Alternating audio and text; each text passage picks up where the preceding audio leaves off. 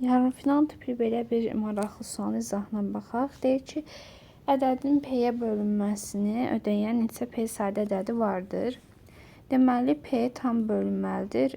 Burada verilən ədədə 3 üstü P kvadrat üstə gərək P üstə gərək 1 üzərinə gəlinsin 7 üstü P kvadrat üstə gərək P plus 1-ə tam bölünməlidir və P də sadə ədədlər çoxluğuna daxildir.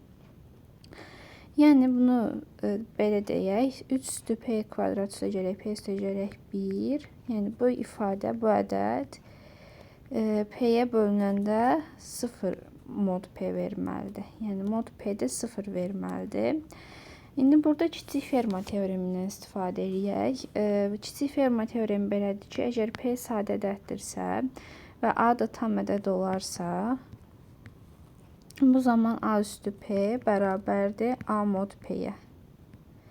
İndi bundan istifadə edəcəyik. Bunun adı kiçik ferma teoremidir. Kiçik ferma teoremi. Bu teoremdən istifadə edirik. İndi 3 üstü bunların hər birini sadələşdirməyə çalışaq. Məsələn, birincini yazırıq 3 üstü P üstü P vurulsun 3 üstü P vurulsun 3. Eyni şəkildə 7 üstü P üstü P vurulsun 7 üstü P vurulsun 7. Bu 0 mod verməlidir P-də. İndi baxırıq nəyə? Baxırıq ki, A üstü P A verir mod P-də. Deməli 3 üstü P 3 verəcəkdir. 3 üstü P 3, 3 də 3. Yenə 7 üstü P 7 və 7. İndi təzədən yenidən 3 üstü P 3 qallığını verir. 7 üstü P də 7 qallığını verir. İndi bunu hesablayırıq.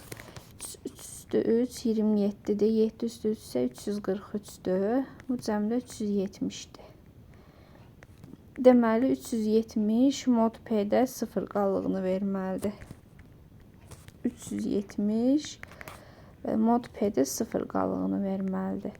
Və P-də sadə ədəddir. Deməli 370-i sadə vuruqlara ayıraq və sadə vuruqlarının sayı elə P-nin müxtəlif qiymətlərinin sayı olacaqdır. 372 vuraq 5 vurulsun 37 deməkdir. Baxın 3 sadə vuruğu var. Deməli P-də elə 3 müxtəlif qiymət almış olar.